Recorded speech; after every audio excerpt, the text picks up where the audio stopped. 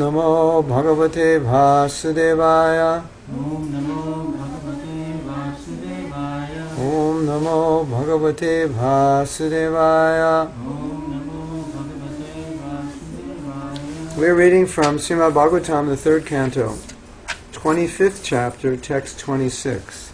3, 25, 26. If you have your Bhagavatam in the house, please get it.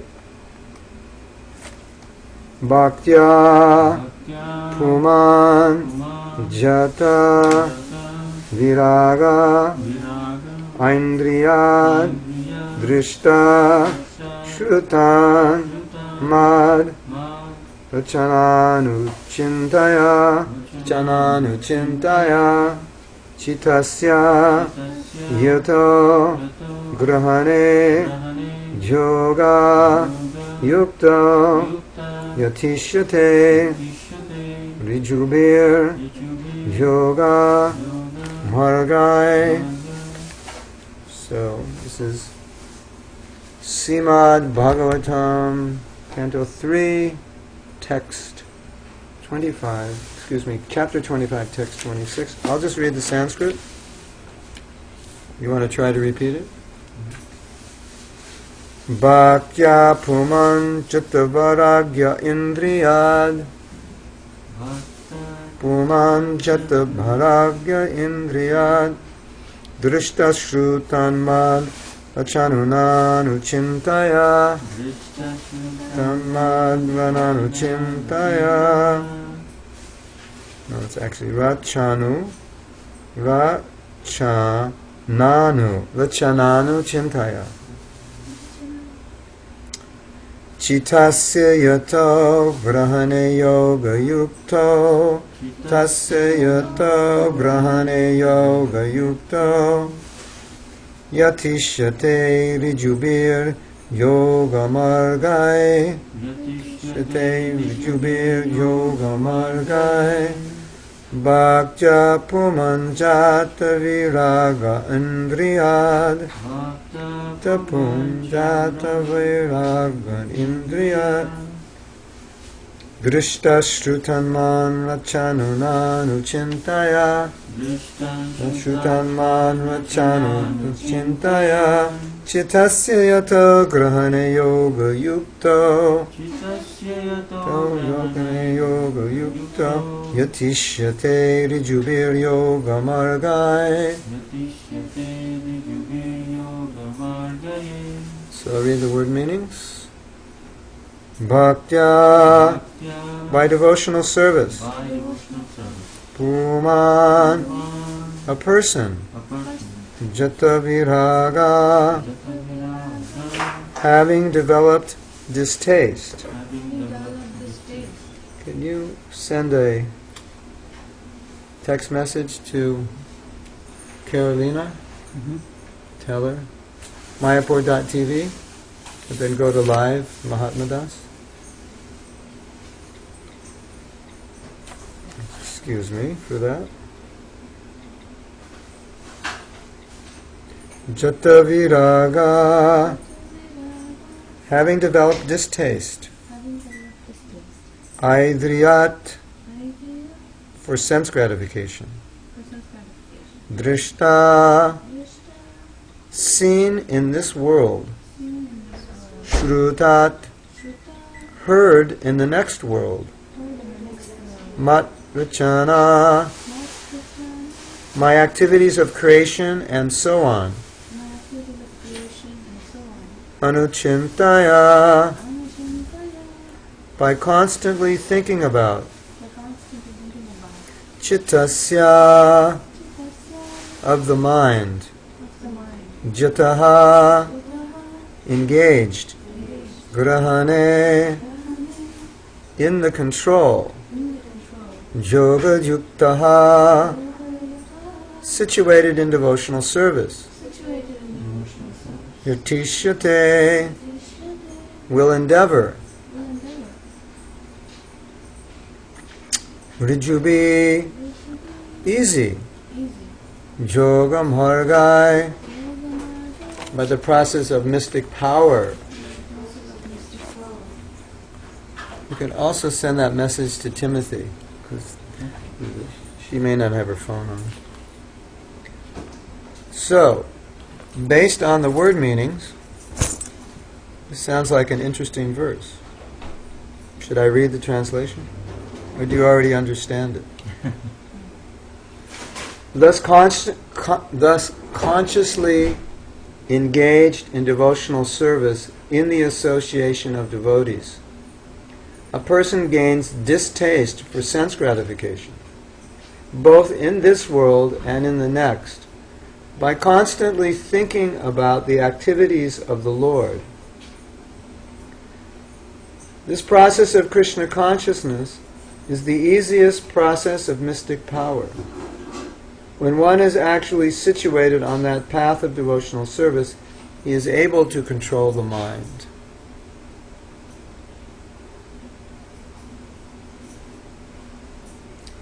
Let's repeat. Thus consciously engaged in devotional service. Consciously engaged in devotional service. In the association of devotees. In the association of devotees. A person gains distaste for sense gratification. A person gains distaste for sense gratification.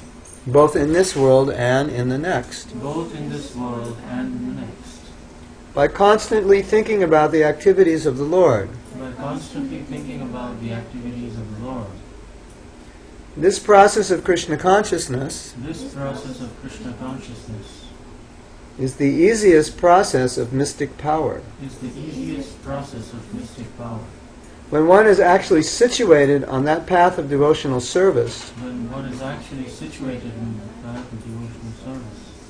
he is able to control the mind.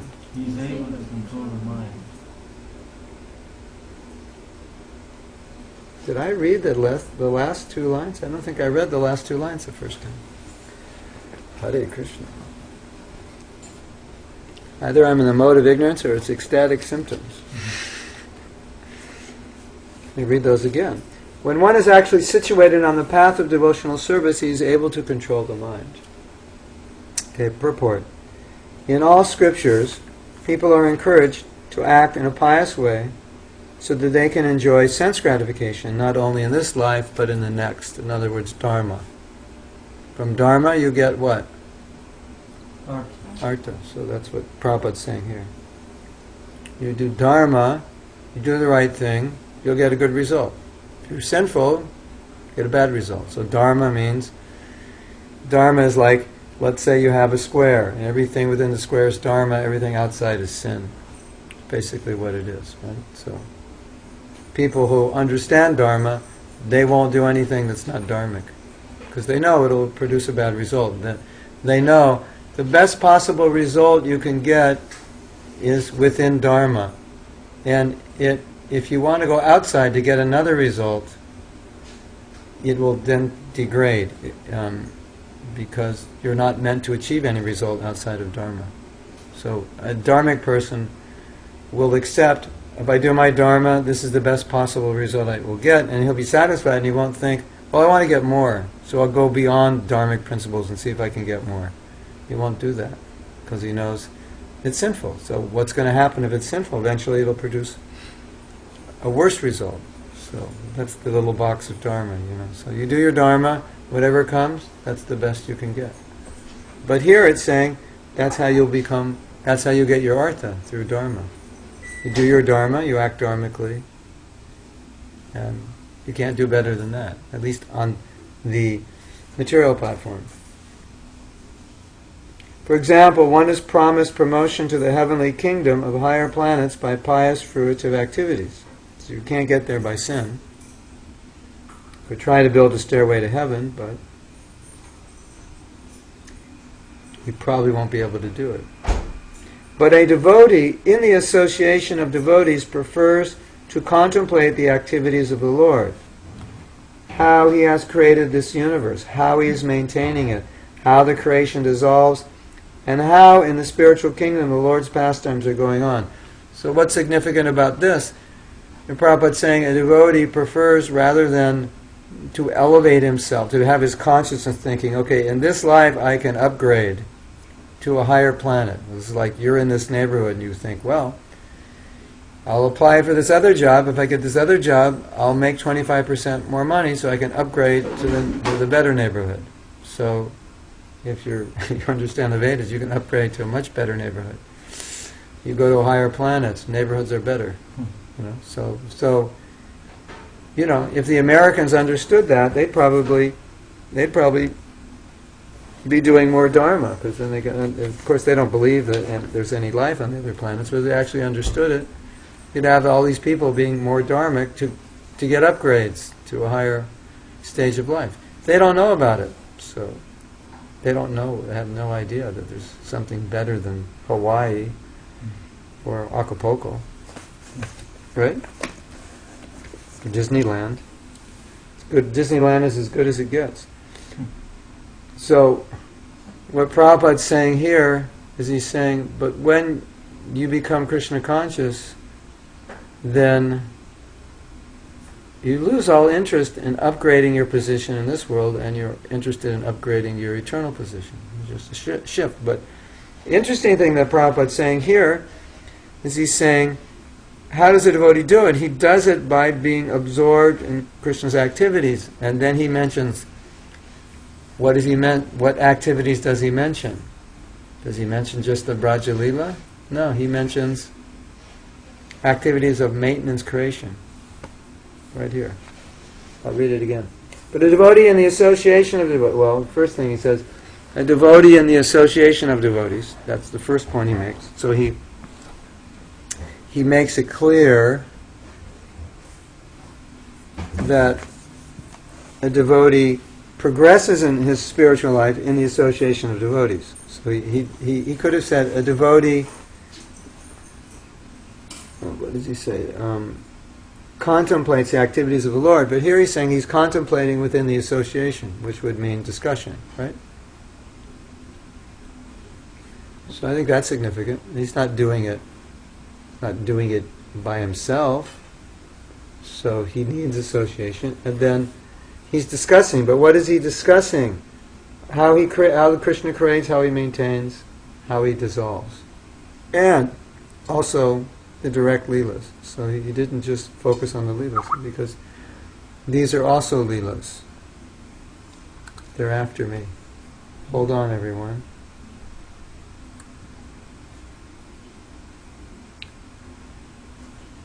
So, yes.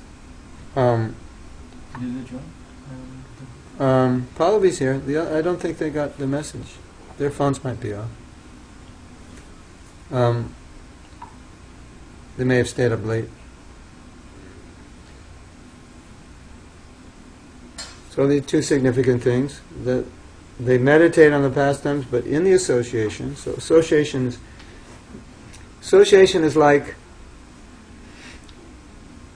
you go to the doctor, and the doctor says, you need to take this medicine, you need to drink 2 liters of water a day, and you need to eat these foods, and you need to do this exercise. But he doesn't say you need to breathe, because it's taken for granted if you're not breathing, you won't be able to drink the water, do the exercise, take the medicine, or eat the food, right? Because breathing is pretty fundamental. Although I think some yogis can stop breathing for a while. But, so I kind of see association like that. Like Prabhupada will say so many things, but he may not always mention association. So we take association like air, like we say. The most important activity is chanting Hare Krishna, but another devotee says, no, Prabhupada said the most important is association. So what does it mean? If you don't breathe, you can't do anything. If you don't have Sangha, how are you going to chant? You'll give it up. That's the idea. So it's like we always have to accept it. It's like the air. So chanting Hare Krishna, it's the Yuga Dharma. It's the most important thing. But if there's no Sangha, who's going to do it?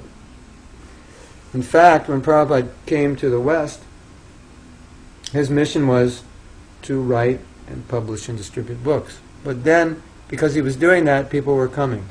So then what to do? Now there's devotees. So devotees have to have Sangha. So then temples. Because I don't believe, I should say I don't believe, I know Prabhupada's mission initially was not temples. But he saw people were coming, they needed temples. So then his mission became open temples, Sangha. But he always said the books are more important. But people come because of the books, so then you need a place for people to come together. So temples. And then the other significant thing is that Prabhupada is meditating on Krishna's pastimes of creation, maintenance, and dissolution. It's also Leela, and it's also important. Especially when one is practicing Vaidhi Bhakti, that one should not just think only of Krishna's Leela in Vrindavan. Because Bhagavatam is full of all these Leelas. Creation Leela, maintenance Leela, destruction Leela. What? 10 topics of the Bhagavatam. Creation, initial creation, secondary creation. It's all, these are the main subjects, right? How the Lord does so many things through his different avatars. So it's all part of a complete package. Like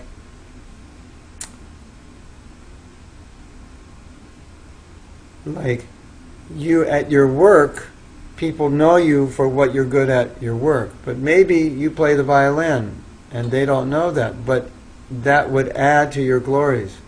Or maybe on the side you build race cars. So that adds to your glories, not just that, okay, here's your Leela at work. So it adds to Krishna's glories, right? But all these, wow, that's my Krishna, he does that. Of course, in higher consciousness, then we're not, Raganuga Bhakti, Raga Bhakti, you're not interested in that. But in our stage, that's part of the Leela, that adds to Krishna's glory. And it adds to the complete understanding, which is necessary to understand the Leela. And then when Krishna's doing the Leela, they say that little boy is the same one who expands into Mahavishnu and creates the universe. So it adds to his glory, right? That he's not even interested in that, he's interested in stealing butter, which makes it, quite interesting. If he wasn't God and he was just stealing butter, it's like, all right, he's a kid stealing butter. No, but this is God stealing butter. He's the same one that creates, destroys, and maintains the universe. And he's stealing butter. And that's interesting, isn't it? It's just, he's God, he creates. We already know that. We learned that when we were 3 years old. That's what the definition of God. He creates. He maintains. Obviously. But stealing butter, that's interesting. That's more interesting. But that's, what does God do in his free time for recreation? After, he already created, so that's over. Maintenance, okay. Maintenance is going on. There's no destruction now. So what does he do on his days off? That kind of thing. Steals butter. No. But then we take it further. No, he has 7 days a week off because he doesn't have to work, because he can empower other people to work. So then you get the whole picture. Okay, this is how he maintains. He doesn't do it himself. So then you begin to understand how God works. Otherwise you get very weird conceptions, at least in Judeo-Christianity. God's like struggling to keep everything together. He can't keep it together. People are suffering. He doesn't know how to stop it. They say these things. Do you know that? Yeah. It's just like he can't stop. Why do people suffer? God can't keep it together. There's too much going on. It's out of control. Satan's running wild. He can't control Satan. And what does Krishna say?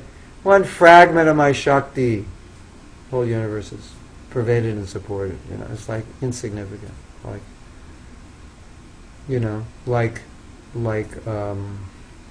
would be an example? What do we do daily that takes little energy from us? I could sit in a chair. Does it take much energy to sit? You're sitting here now. Does it take much energy to sit here? No, nothing, right? Even if you're tired, you can sit here. So it's like that. Krishna, it's just like a little portion of his energy, as much as it might take for us to sit or just relax. The whole universe is going on. Christians don't understand that, do they? So it adds to his glories, and it makes his Leela more glorious. That same person, who by a fragment of his potency has the whole universe going, now he's stealing butter, and he's stealing the gopis' clothes. This is what he does, personally. Interesting, isn't it? You say he's omnipotent, omniscient, and Omnipresent. omnipresent. So he's saying they say all three cannot be possible. If he's omnipresent, which means he's everywhere, and he's omniscient, and still people are suffering, that means he's not omnipotent. Yeah, he can't. Yeah.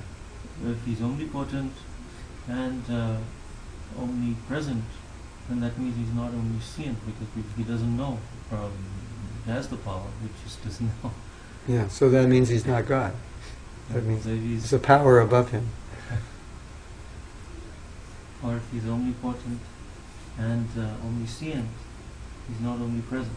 He cannot be everywhere at the same time, so he's not able to fix everything. Yeah, God's defective. There's some power above him. Then he's not God. So they've given a definition, which is not a definition of God, to define God, which therefore emphasizes their ignorance of God. And it also shows us that the Judeo-Christian scriptures were not really, their intention was not as a science of God. It was more of a fundamental, more of a upadharma, fundamentals of religion, morality, but not as a science. Of course, because they don't know there is such thing as a science of God, you can't convince them. Usually, what the problem is, which is, I don't know if you know this, but in 1972, Prabhupada wrote a letter. He wrote a letter to the temple I was in, to the temple president. And the temple president was describing our activities. And then Prabhupada said, it's in 1972, I think he said, in 25 years, Christianity will be finished. He said, if we continue our preaching as it's going now, 25 years Christianity will be finished. 25 years, 1972, 25 years. Well, it's not finished. But in one sense you can say it's finished. In one sense you could say it was finished even in 1972.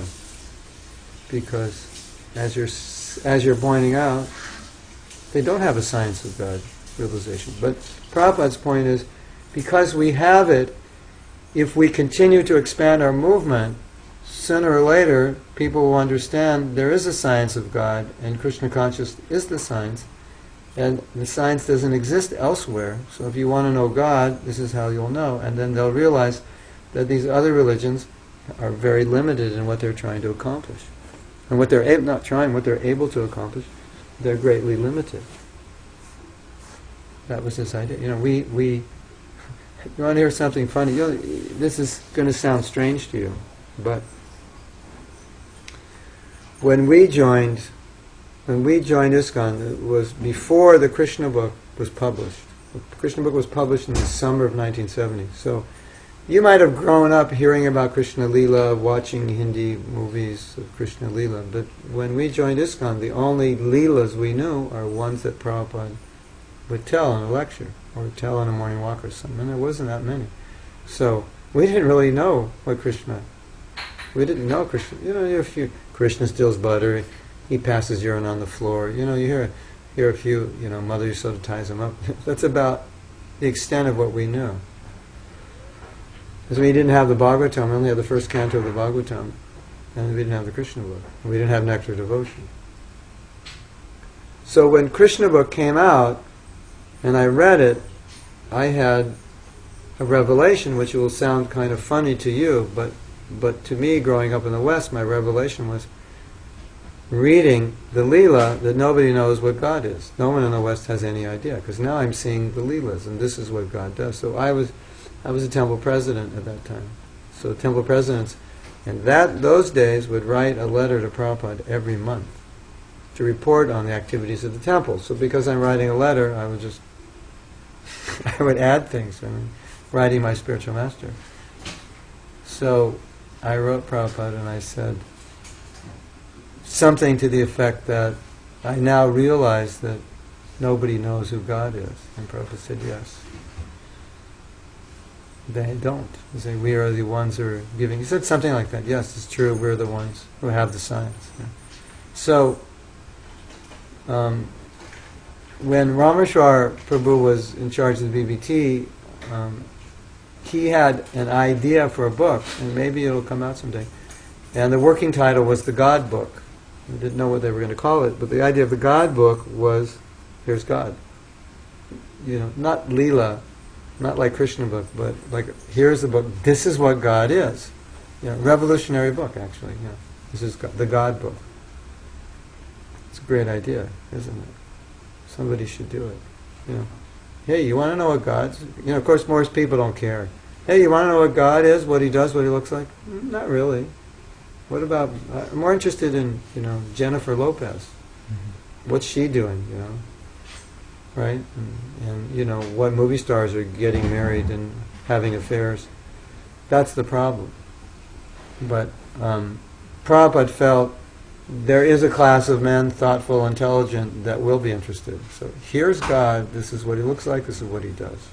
And then people would argue with Prabhupada, God's a blue boy, He steals people, He steals women, other men's wives' clothes, or He steals young unmarried girls' clothes, yeah. And then we're going to convince them that that's what God is. But that seems like a daunting task, but Prabhupada, when he would discuss with philosophers, professors, and like that, who would have trouble accepting this conception of God. So Prabhupada said, so, what's your conception? He said, and they didn't have one. So he said, oh, how can you deny this is God if you don't know? If you can't say, this is God, therefore this is not. But you don't know, you don't have an idea, a clear idea. So how can you say this isn't unless you know what is? Example of gold and iron, or gold and brass. How do you know this is brass unless you know what gold looks like? So you look at the brass and say it's not gold. Look at the gold and say it's not gold. Well, how do you know it's not gold? You have to know what gold is to say it's not gold. So that's how Prabhupada would argue. Which is an interesting argument, which, of course, if they didn't want to acknowledge our position, they would just work some argument around it. It was not really logical, but Prabhupada stood on his ground. And then Prabhupada would say, so why don't you accept our understanding? You don't have one, so just accept ours. Till you come across a better one, then you can accept a better one. This is our understanding. So like that.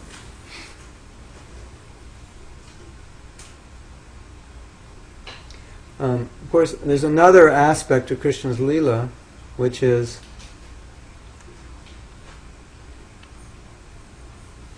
that Krishna's Leelas are confidential, and he doesn't want unqualified people to be able to enter into the understanding. So he does things in his Leela not only to create rasa with his devotees, but also make it difficult for faithless people.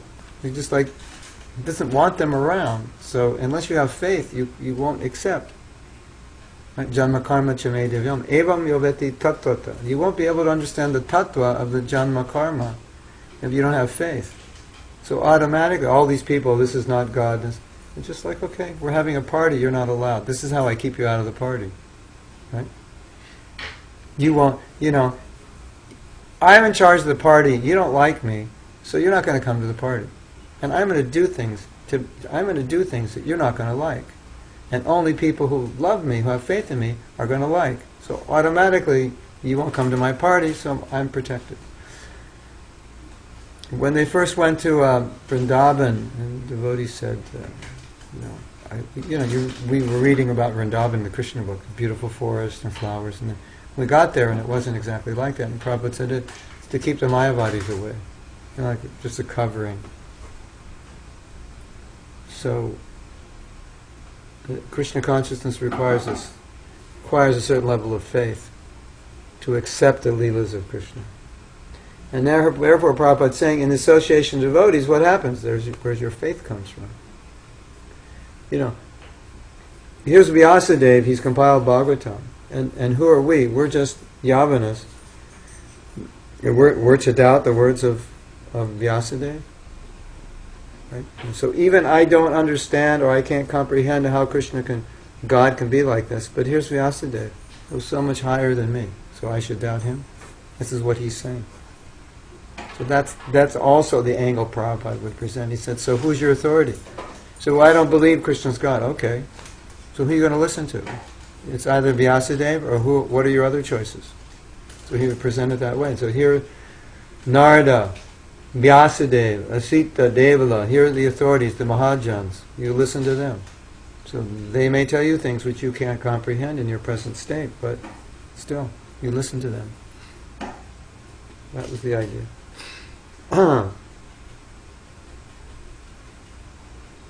There are full literatures describing these activities of the Lord, especially Bhagavad Gita, Brahma Samhita, and Srimad Bhagavatam.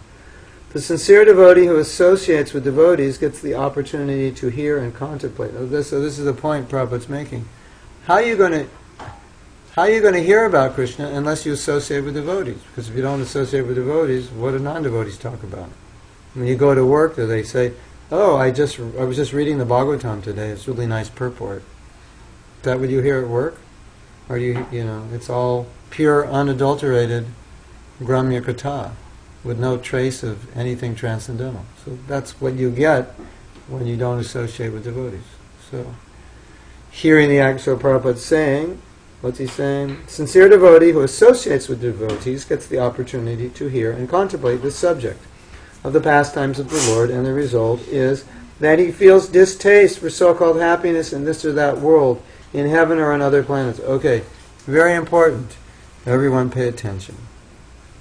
The result of practicing Krishna consciousness is you lose taste for material things, and if you're not losing taste for material things, something is wrong with your practice. Yes? Your doctor gives you medicine, diet, exercise. It will have a result. If the result isn't coming, you must be doing something wrong, because it works for everybody.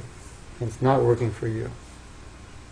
You're taking the medicine wrong. You're not doing the exercise. You're not following the diet. So, natural byproduct of Krishna consciousness will be distaste for material things. Of course, it will come gradually as you advance.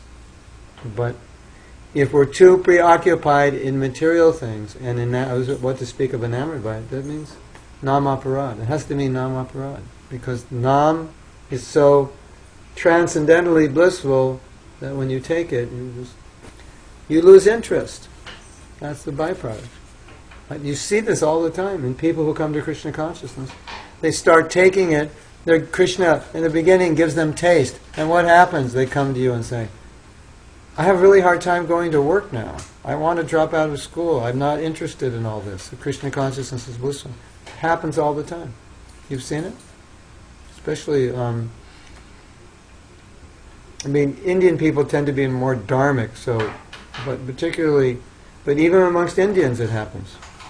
They're just feeling so blissful. It's like, why am I doing all these other things? It happens all the time. It's common. And then, you have a family, you have to work, you have to do all these things. And, initially sometimes it becomes a problem. Difficult. Because they're getting a taste. Now, later on, if one is not careful in their bhakti, becomes slack, then often they lose the taste. And then, then all of a sudden, material life is expanding. Interest in material things, interest in what's going on in this world. That becomes stronger, more interested. Okay, listen to the news for 3 minutes, not an hour. It's not that important. What's going on in that world is much more important, right? So, why do the materialists devour the newspaper every morning? Because they're interested in what's going on in this world, right? Isn't it? If you weren't interested in this world, why would you spend an hour or two reading a newspaper that you throw in the trash because it's no longer important, because that was now yesterday's news? It's interesting, isn't it? It's so important today, and you throw it in the trash. So that shows how valuable what you're reading is, that you throw it away. So, if you speak Gramya Katha, if you hear Gramya Katha, you are rewarded with another body to continue hearing and speaking Gramya-katha. Because that's where you live. You live on this plane with your hearing and chanting. And if you're hearing and chanting on that plane, then that's where you go. Pretty simple, isn't it? This is the world for Gramya-katha. If you don't like Gramya-katha, if you don't speak it, if you don't hear it, your consciousness is not here, it's there. So that's where you're going to go. Because that's where you want to be, right? You want to be in the association of devotees who are hearing and chanting, right? So Krishna will always give you that facility because that's what you want. And if you don't want it, you want Gramya-katha, put a television in every room of your house. You can be fully fixed, right? In Maya, from all sides. It's horrible. It's insidious.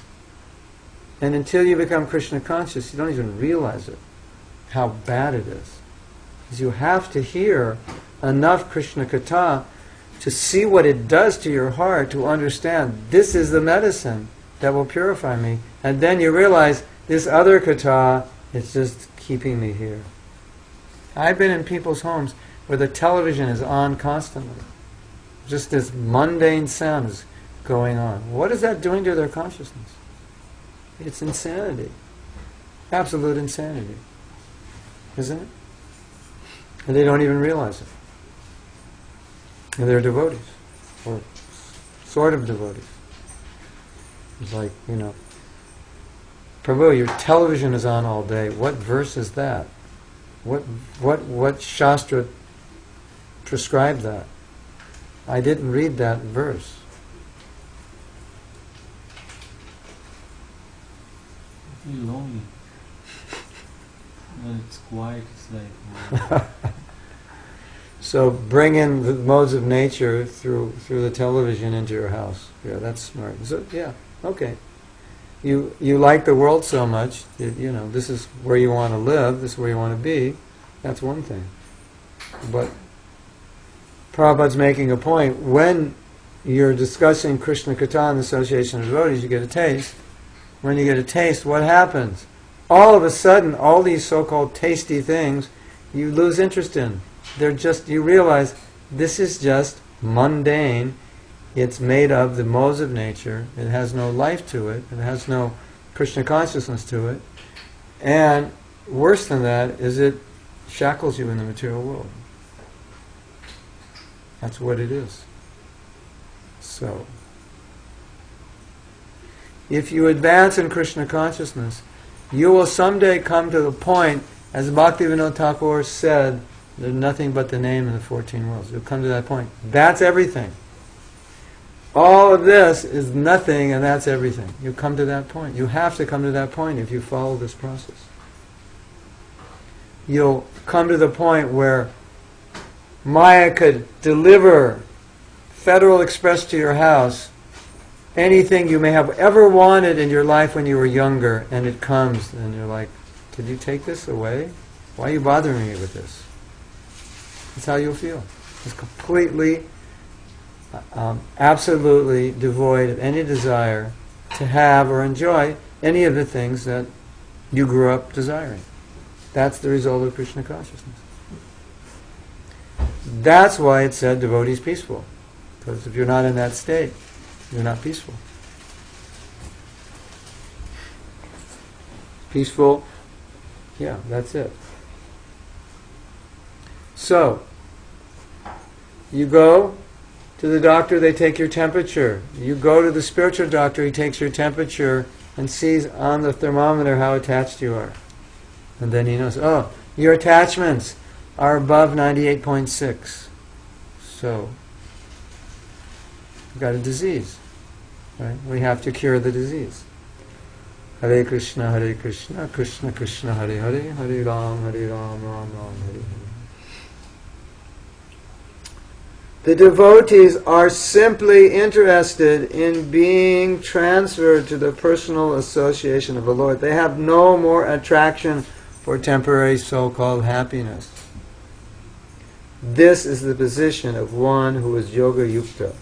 One who is fixed in mystic power is not disturbed by the allurement of this world, or that world. He is interested in the matters of spiritual understanding or the spiritual situation. The sublime situation is very easily attained by the easiest process, bhakti yoga.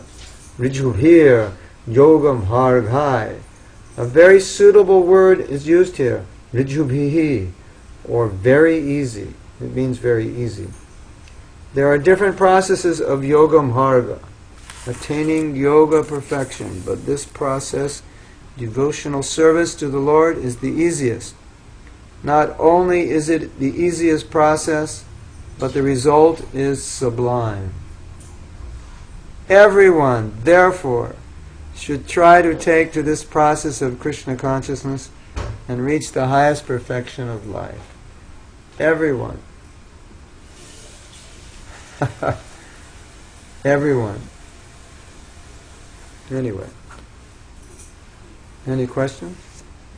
Comments? Arguments? Challenges?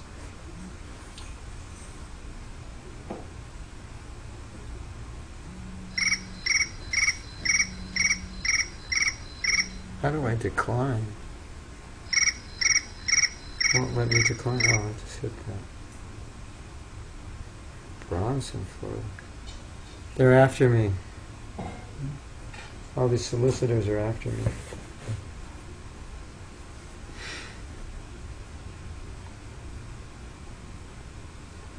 Because Krishna consciousness has two aspects. One aspect is you're pulled up to Krishna, and the other aspect is you're pulled away from Maya. So in the initiation process, in the Pancha Samskaras of initiation, in one aspect is called tapo, or austerity. And so in the Sri Sampradaya you get branded. That's your austerity. I don't know, maybe a lot of people wouldn't want to take Diksha if they knew they're getting a hot brand. But in Gaudiya Vaishnavism, we wear the Tulsi Kante Mala, Tulsi around the neck. And that's our branding. And that signifies that we are now finished with the material world. That's what initiation means. So when you take initiation, it's now, I've given up the material. I'm finished with it. And now I'm going to the spiritual world. So it's necessary to have the consciousness of that I'm finished with this world. That's what this means, in case you didn't know. If you're not finished with this world, you can take your neck beads off. But wearing them signifies, okay, I'm leaving this, I'm giving it up. I want nothing more to do with this world. I've had everything, I give it up. And so that's the only way, ultimately, we can be Krishna conscious. And then, so, no meat eating, no illicit sex, no intoxication, no gambling. That's the basis. That's the foundation of material life. So you've got to knock that down, because everything is based on that. And then, now we can focus on Krishna. That's it. Right? Go Premanandi.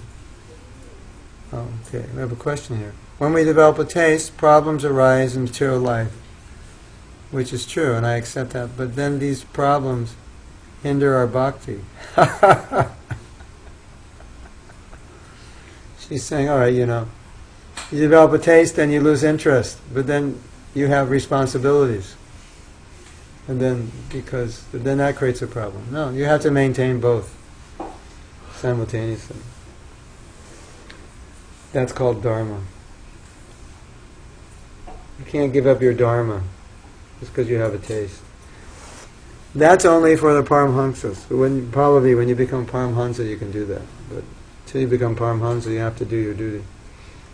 So you have to keep your feet on the ground. Keep your head in the sky, but your feet on the ground. So you have to maintain both worlds simultaneously. That's the challenge in the beginning, because when we're not mature in bhakti, it's hard to maintain both simultaneously. Easier just to maintain the bhakti, or easier just to be in Maya. Some people just give up bhakti and just go into Maya because it's too hard to do both, and some people just go into Krishna and let the material fall apart because they can't manage the material and all that bad association and so forth because they're not mature yet. So you have to come to a more mature stage where you're fixed in your bhakti internally. That's the idea. So that you can deal with the material and you're not attracted, you're not affected by it. That's the idea. So if you're affected by it, it's an immaturity. So you have to learn how to be Krishna conscious. So in a way that you can do both. Otherwise, become sadhu, renunciate.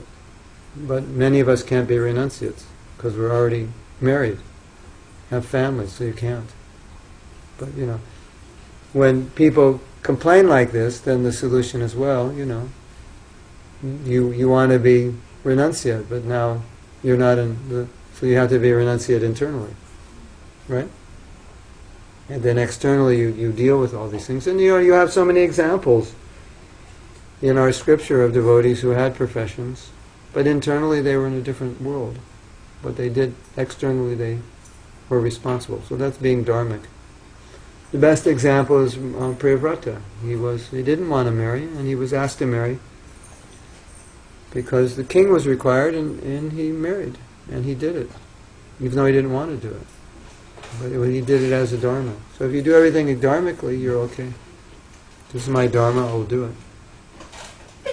And don't give in to the idea that you can't do it, because that's the other trap. No, I can't do this, it's too much Maya. No, you can. You just have to be more Krishna conscious.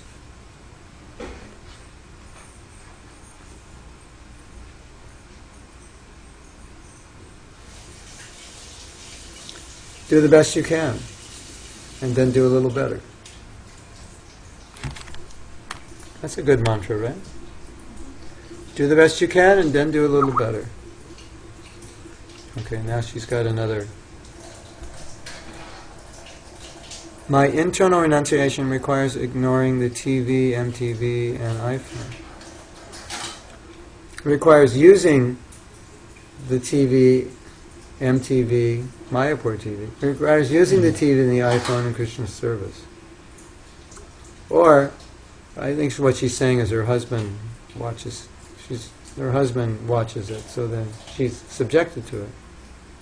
Maybe you could ask him to watch it with headphones, because they have headphone jacks in the telephone, in the television, and he gets a long extension cord, and then you won't have to hear it. Yeah. All of this. Wireless ones. Oh, yeah, you can get wireless ones, and all of this is there, Pallavi, just to make us more frustrated with the fact that we took another birth in this world to somehow be separated from Krishna, and now we see the result of being separated from Krishna.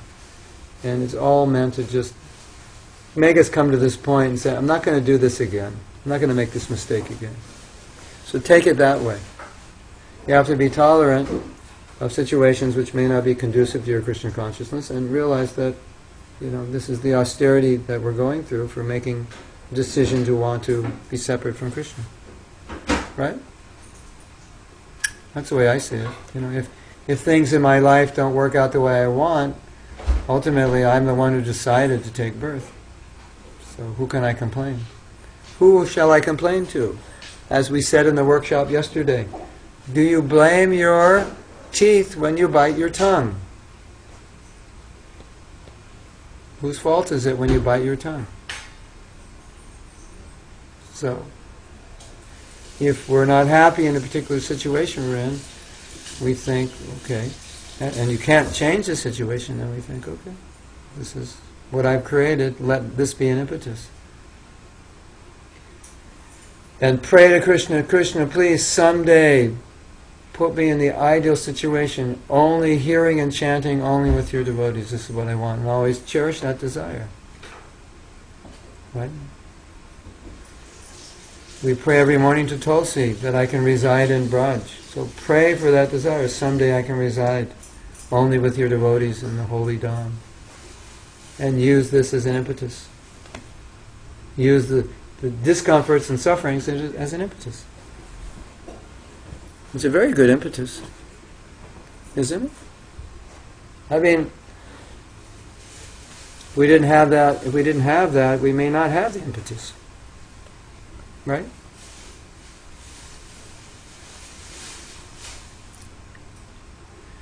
Just like this year in India, I had this, what's called a frozen shoulder. There's a pain in my right shoulder.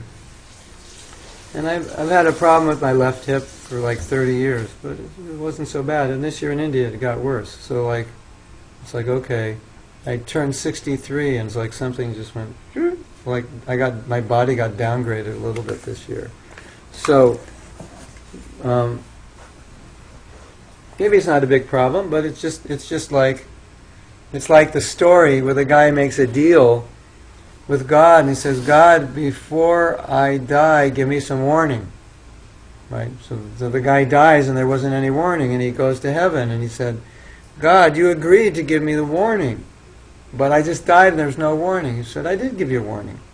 Wrinkles in your face, your hair was turning gray, pains in your body. There's so many warnings you're going to die. But you didn't heed them. People were dying all around you. Your body's getting old. I gave you all the warnings. So when these things happen, it's just like, okay, I made a choice to take on this physical body. As it gets older, it's going to wear out. It's just the way it's made. Things don't last forever. It's just made of matter. It's going to wear out. So I made the choice to get a body that's going to wear out. Now there's pains in it, so just take it as something positive. It's just detaching me from the body, and not to make the same mistake again. It was a mistake, wasn't it? Don't you think? I mean, now we've come in association devotees, so it's not such a bad mistake, right? We're like happy to be in association devotees, but otherwise, it was a huge mistake, wasn't it? Don't you think? Yeah. And the more you suffer, the more you become aware of the mistake you made. Like when you're really sick. I was so sick in Mayapur once, 1992. I hit a threshold, and I was telling Krishna, I said, if it gets worse, just kill me, because I can't take any more than this. It was so bad. I would have been happy to die. It was so painful. Well, sometimes there's a lot of pain or a lot of anxiety in your life. You just feel you're so aware of the pains of material existence and the mistake you made by wanting another body. It's very clear. But when everything is great, it may not be so clear. Right? America, this neighborhood. They could not imagine a neighborhood like this in India, even the wealthy people. Only they can imagine if they watch television.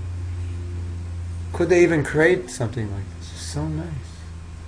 All you need is a swimming pool in your backyard. Everything will be perfect. Right? That's how we think.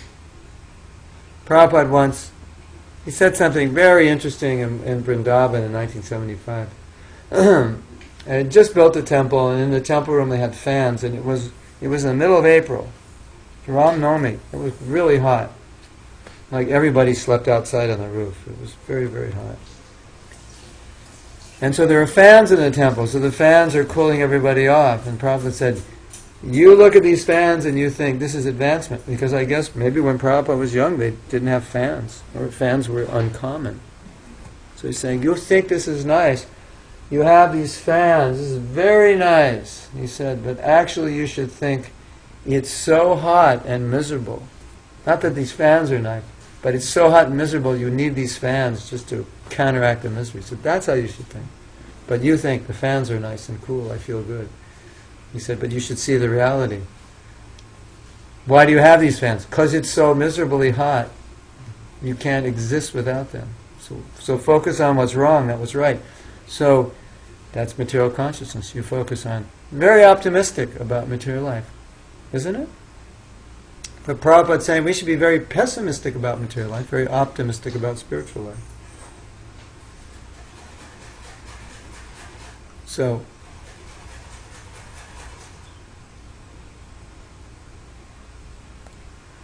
So she says, wonder when we would feel the same way about these material things being away from Krishna. It's the same way, meaning, no, everything you can use everything for Krishna, then there's nothing material. Our goal is not to be away from material things, our goal is to use them for Krishna.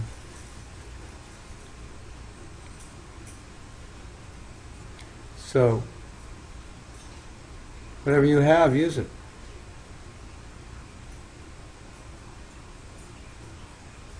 I've got a lot of gizmos and gadgets. A lot of gizmos and gadgets, I made recordings. And recordings of what? Krishna Katha. So, Mayapur TV, it's a complex... Gave constructive criticism about what ourselves or our devotional service. But, and that's good, that's required, but then sometimes it's not in the way that, sometimes it's not in a palatable way. Oh, okay. Sometimes devotees give constructive criticism, which is valuable, but the way they give it doesn't communicate well. Yeah, and sometimes then it makes us doubt the intentions, and then,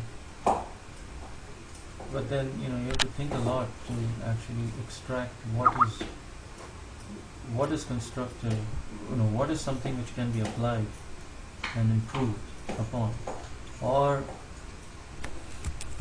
is it really something that needs to be looked at? Yeah, definitely. To the same extent as they said, or maybe a little extent, or maybe we are overdoing it too much, and then it becomes, or maybe we should take a second opinion. It's an impetus that something is wrong, so that we need to improve, but how much and with what intention, and it's not sometimes it's not communicated properly, but at the same time it's not explained, it's very vague. So the only impression we get is something is wrong, it needs to be fixed. What, how, when, where is not very clear. And so your question And is? intention.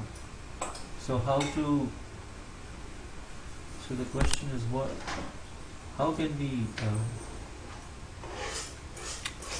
Let me just react to this?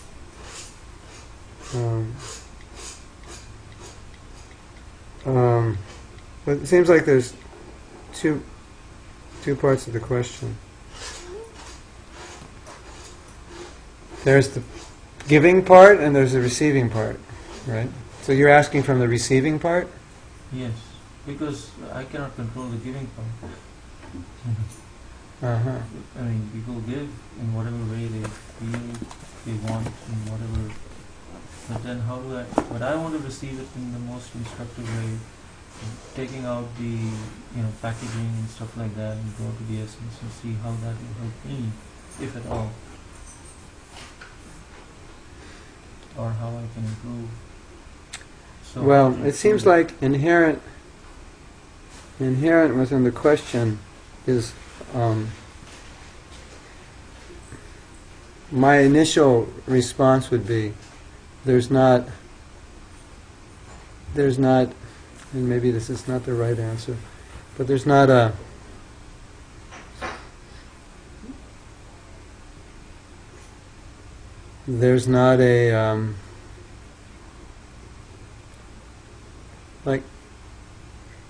it's all about false ego, and it's all about protecting ourselves and our image, and it's about our own, there's so many things, our own sense of self-worth. What the person who's talking to you, he may be someone who you really feel a need to impress, and now he's pointing out a fault. It may be someone that you always wanted to please, and now you feel you haven't pleased him. So it involves more than just, this is how you take it, because it involves a whole consciousness, with how you approach being corrected. So I could give you the answer, but it may not work. But we can start with the answer. So the answer is, Krishna has sent somebody to make me more humble than a blade of grass, and I should accept it.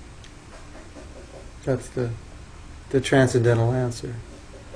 Whenever somebody comes, and his intention may be good, his intention may not be good. He may be pointing out a fault that is real, he may be pointing out a fault that is only perceived. But from the highest platform, the devotee will think, Krishna sent this person to help me become more humble. That's just how a devotee will think. But as I'm saying, that's mixed with all this other stuff, you know. Maybe I'm a sensitive person, and it's really hard for me to, when somebody says you've done something wrong, it's hard for me to hear that. Because my sense is that I don't do things wrong. My sense is I've really thought this out. I've really studied this. I've talked to other people and they've agreed that what I've done is correct, and now you're telling me what I've done is wrong. So, you know, it's mixed with your whole sense of self, your sense of judgment, your sense of what you understand, you know, and so that's all, you know, all our false ego is involved. So, how can we say it? It's beneficial for us who come to a point in life where we can hear people when they give us negative feedback, and there's no false ego. It just goes right in. Right? But that's an evolution. It requires a certain adjustment of consciousness. That, you know, like, this is the way I should be, the way I need to be, the way I want to be. This is the best way to be. And therefore, when people give me negative feedback, well, as soon as I get it, I can just say, thank you. I'm going to think about that. Because I'm in that consciousness now, where I realize that the feedback that I get always can be used in some ways beneficial. Even if it's wrong, it'll just make me humble. But if it's right, then better I get it, even if the medicine doesn't taste good. There's something about this in the Bible. I think maybe in the story of Solomon or something, where either he was given or he gave feedback, which was rubbing the false ego, but the feedback enabled someone to be successful. So let's say someone gives you feedback and you think about it, and you think actually the feedback they gave was very good. My false ego didn't like it, but if I follow what they said, it'll be good for me. So that's the consciousness we want to be in, so everything can just come in and I can consider it. And if I think it's wrong, I can just take it, okay, Krishna's humbling me.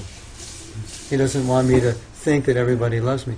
Just like last night, a devotee told me something, that many years ago I did something that disappointed him, and he basically said that he had very negative feelings towards me because of what I did. And I thought, after he said that, I thought, I really had no idea that what I did would have had that consequence in anyone's consciousness. And then I began thinking, I said, well, maybe other people felt that way. So sometimes we do things and we don't know how it will affect people, because we think, we're trying to be pakka. We're trying to be dharmic, we're trying to do everything right. And in our mind, if we're doing everything right, we think everybody should just be okay with that. But everybody won't be. So, this is an ideal state where people can tell us something and we can accept it. But you have to want to. Your false ego, you have to be emotionally mature to do it, because a lot of the false ego problems are psychological. They're not just transcendental. Some are just basic. I can't hear from people. I'm just proud. I'm insecure. I need my sense of self the way I see it. And if somebody ruffles it, I can't deal with it. Because it's just a psychological problem. So it's a complex thing. But I want to come to this point, maybe, but that thing, thank you, I will think about it. And I think that would be a good response, then I'll think about it, which Yeah. means that I have to. Someone gives feedback, I'm open to it. I thank him for it, him or her, and then I say, I'll think about it, because I don't want to be at a point where I just accept anything. Okay. And I mean, I can accept it, but then now to translate it into what will be useful, what will be something which I can do to improve. Because I can accept it. Yeah, you said this. I'm accepting the full aspect. Now, when I'm now trying to improve myself, considering this, okay, whatever you said, whatever someone said, how can I apply it to now improve myself? Then I'll have to, take out the bits and pieces and see Analyze if what their says. perception is also correct. Right, or Okay. Yeah. and see if it really applies. Yeah. Maybe it doesn't apply to the same extent. Maybe it applies a little bit, but then again, that was what I was actually trying to get. Is when the feedback comes and And you it's say not that accurate. The feedback's not accurate. It may not be accurate, or not entirely how accurate. to identify Whether it's accurate or if not. Because if I say it's not accurate, it could be because Yeah. I'm not willing to accept it. Yeah. So I don't want to come to that point and say it's not accurate. Then you or ask, outright and you reject ask it. other people, and you say, "This is what someone told me, Mm. and I don't think it's true. What do you think?" So now you start getting second, third opinions because other people can be more objective than you can be. So yeah. If you have that sense that what the person said doesn't seem to be correct according to you. And we were talking in a workshop yesterday that a lot of people, when they view other person's activities, they don't see their intention, they only see what they've done. Mm. So now they will then often consider what the intention is based on their own experience. That if they did that, their intention would be this. Just like Advaita Chandra is helping a few of the women in the temple, a few unmarried women in the temple, he's helping them. So now I say, Advaita Chandra, I don't think you should do that because it's obvious that you're attached. Or I don't say it, but I'm thinking in my mind. Because I would only do that if I were attached. That's the only reason I would do it, because I don't have any I don't really care about helping unmarried women. And the only reason I would do it is because I want to hang out with them. So now I think that's why you're doing it. So you have to consider that, because people will always judge your intention based on their own intention. That's the way the world works. And then you have to think in your mind and say, no, they asked me to help them, they needed help. It was something only a man could do, and I wanted to serve them. That's why I did it. And if you know that's why you did it, then you can say, okay, that's what he thought, but that's not why I did it.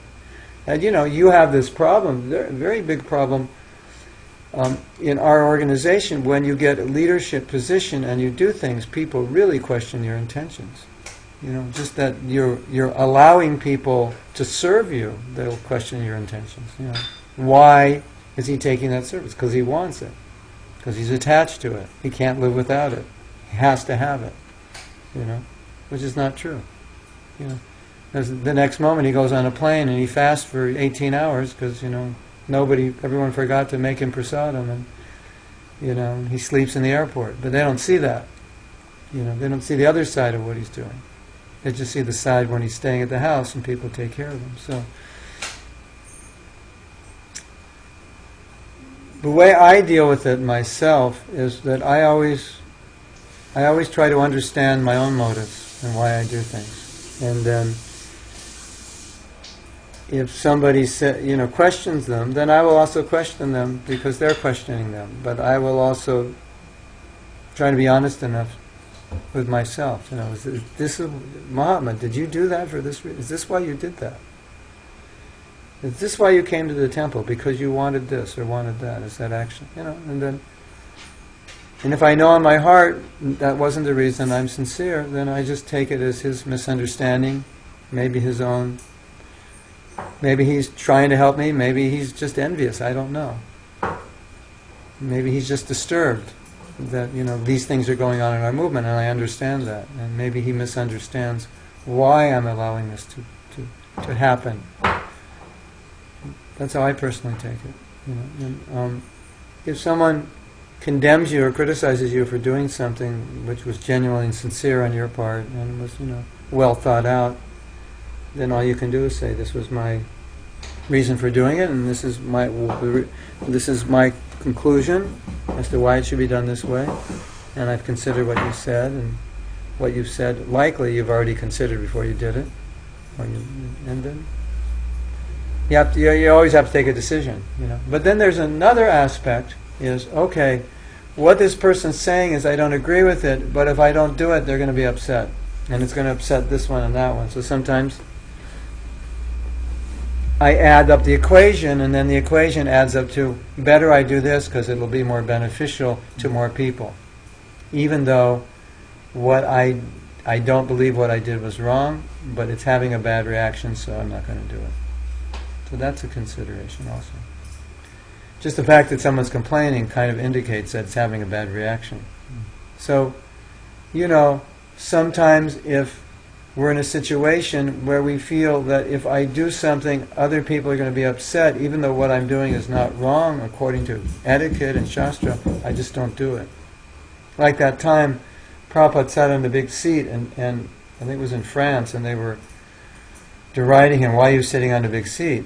And then Prabhupada said, "No more big seats in public programs, because it's upsetting people."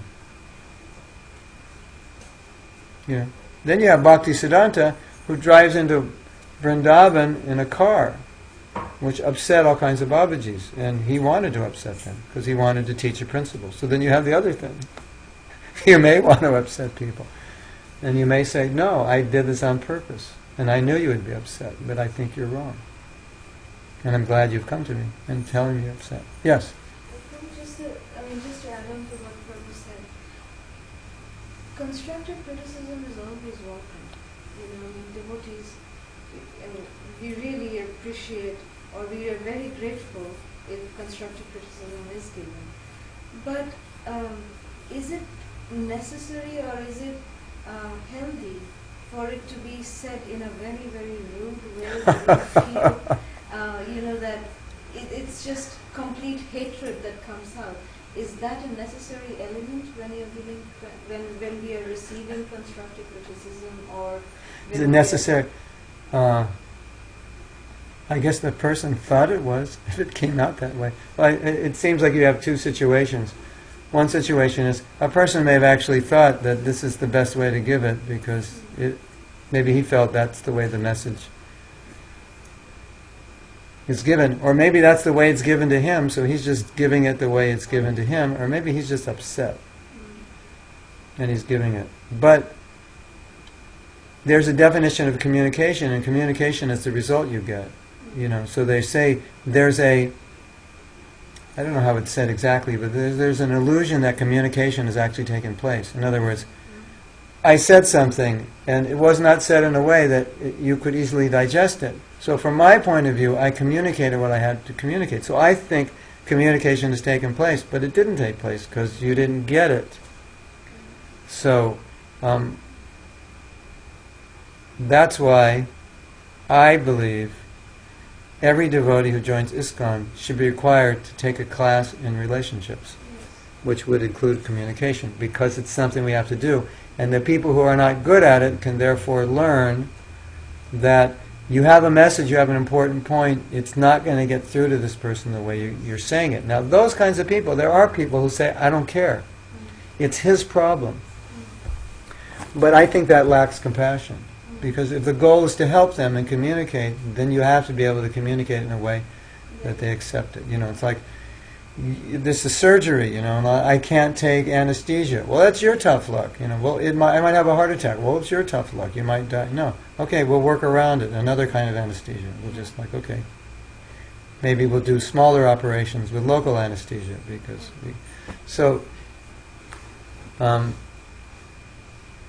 of course, if you had a ruling that everyone is recommended to take communication relationship course, I will guarantee you almost 100% that the people who need it the most won't attend. That's the way the world works. You know, all the people who are already good at it will want to come and get better at it, and the people who are not into communication won't come. Because, isn't this the purpose of devotee life is to be loving and compassionate towards everybody? That is the basis of our philosophy, to be really loving and compassionate.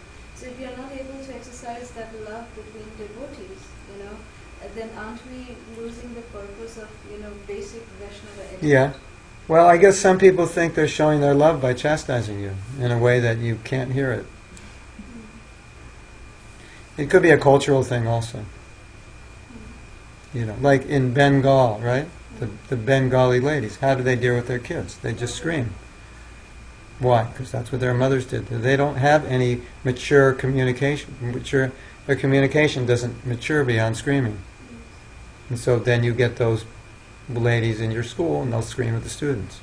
Right? And it's not that they're bad people, it's just that's how they learn to communicate. And it seems to work within that cultural environment. It seems to work, right? If you try that in America, you'll get arrested.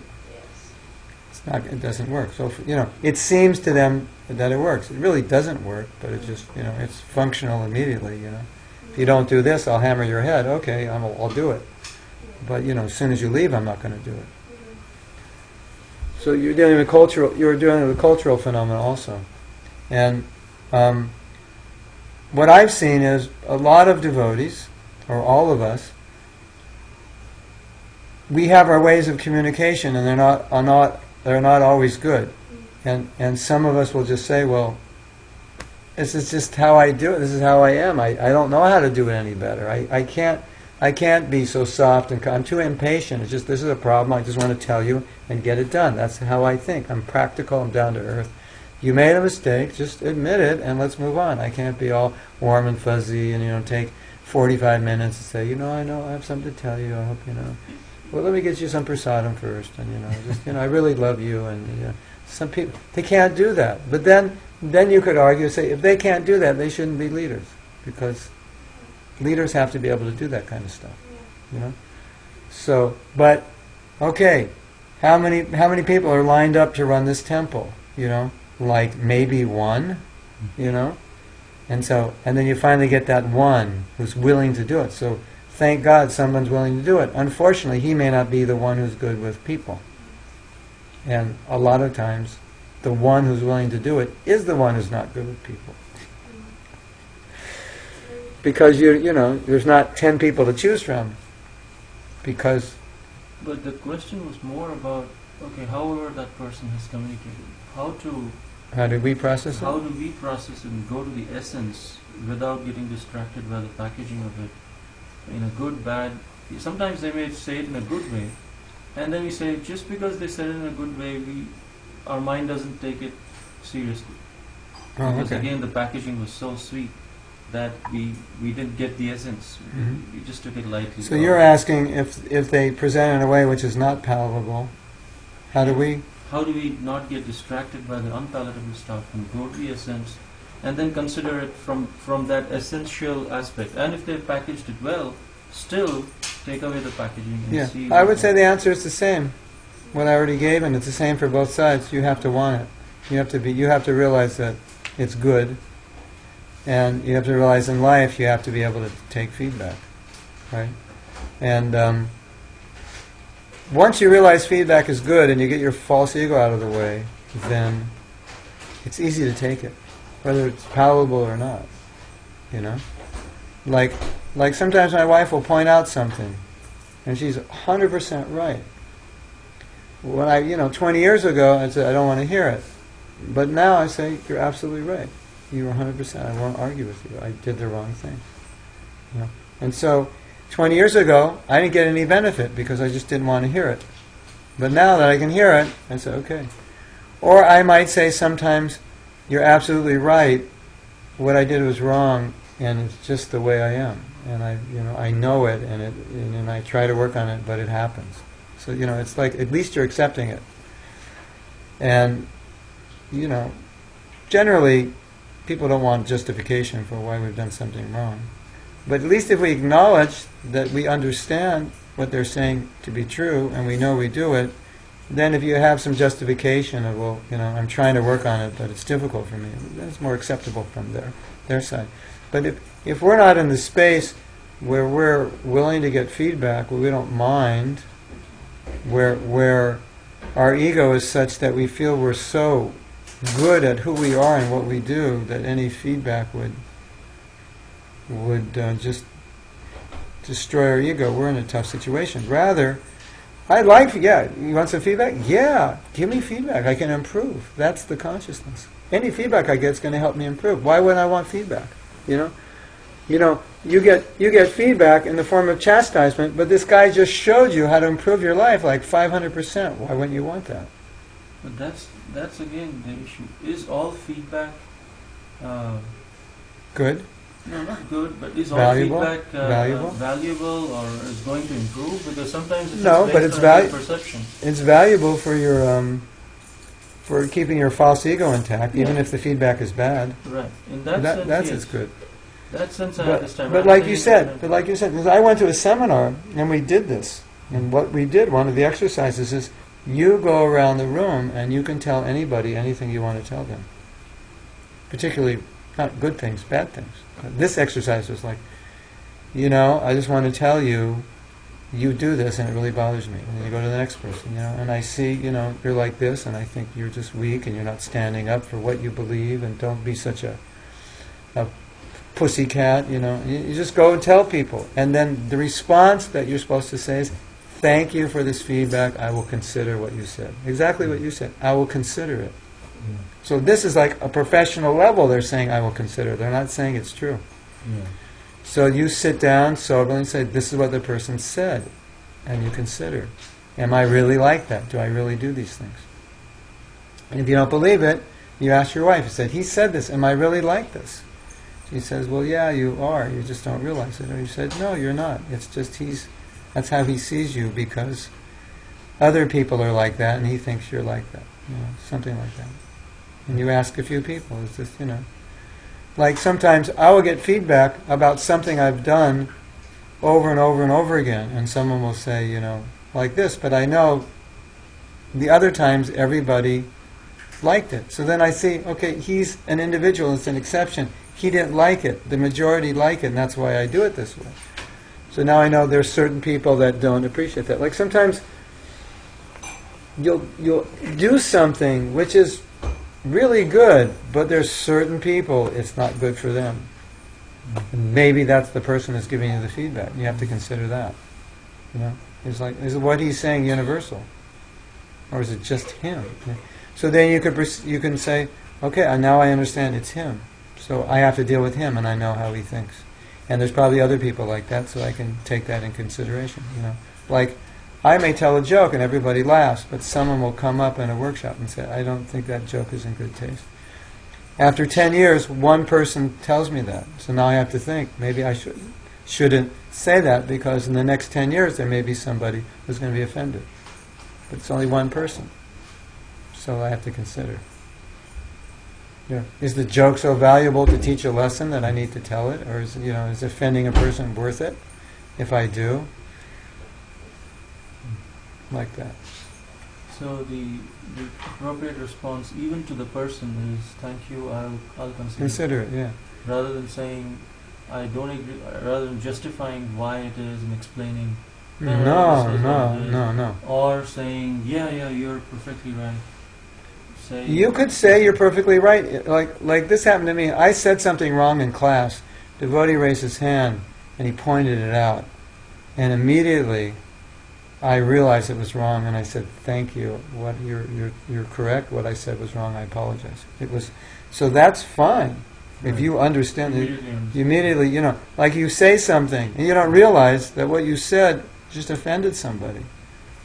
And then they asked me actually to make an apology on the temple website. Apologize for what I said. I said, sir, sure, I'll do it, because I said the wrong thing. It wasn't such a horrible thing. I've said it before in other classes. Nobody was bothered by it. But a couple of people were bothered by it. They felt it wasn't sensitive to certain ethnic groups, or it was my observation was prejudice. So when he pointed it out, immediately I just said yes. Or somebody would come after class and say, your class was good, but I think you should do this. And I was, oh, good point, thank you. Because it's good advice. So immediately I realized, that's good advice. Oh yeah, you're right. So I don't think there's anything wrong with that. I think we should do that. If we recognize it. But if you're not sure, say, okay, thank you, I'll consider. You don't need to justify yourself, that's all. You know, when someone gives you advice, they don't want you to justify it. Yeah, that's something. Unless you say, you're right, but could I explain why? I totally agree with you, but could I explain why I did this? And then you say, I did this for this reason. And say, oh, okay, now I understand. All right, that makes sense to me. You might want to do that. But just to justify it straight on, without acknowledging it was wrong, it won't work for them, even if you don't think it's wrong. You just say, I'll consider it. There was a story I read about a man who got feedback, which was really hard for him to take, but the feedback he got helped him in his life and career many, many times over. And so in retrospect, he said that because I was in the consciousness of accepting feedback like gems, not like poison, I was able to accept it and utilize it and help me succeed in my profession. Whereas where other people accept feedback like poison, like they don't accept it like gems. I think in the Bible it says, when people give you feedback, accept it like a valuable pearl. So, oh, here's something very valuable, so I'm giving you feedback here. You should do this and that wasn't good, and just think 1 pearl, 2 pearls, 3 pearls, 4. You can accept it like that. Say, well, let me look at these pearls when I get home. So thank you. Valuable feedback. Are they pearls or stones? Valuable. Consider it. Yeah, what they are. Yeah. Okay. And then, here's another problem which you didn't ask. Well, I guess it's implied in your question, that I can only hear feedback from certain people. Yes. You know, I was going because of course, from my guru, I'll hear it. Right. But it'll get to the point where you'll have disciples who can't even hear from their guru. Right? So at one point they could hear, but now they can't even hear from their guru. So that means they've hit a point where they just don't want to go further. So if you're resistant to feedback, it just means you're resistant to change, or you're resistant to wanting to go further. But yeah, I'm open to feedback from certain people whom I trust in terms of their intentions, especially. But if you feel they're envious, it's hard to listen. If I feel I mean, not generally envious, but I don't know their intentions. Yeah. Okay. So here's another thing. In terms of relationship and communication, it's very valuable if somebody approaches you with this kind of feedback and you just accept it and say, thank you for that, I'll consider that. That validates them and the feedback they're giving. Yeah, and if you've misjudged their intention, then now they've been validated, so everything is good. And even if they're upset, by validating them, it'll pacify them. Mm-hmm. And then it'll upgrade the relationship. Because let's say somebody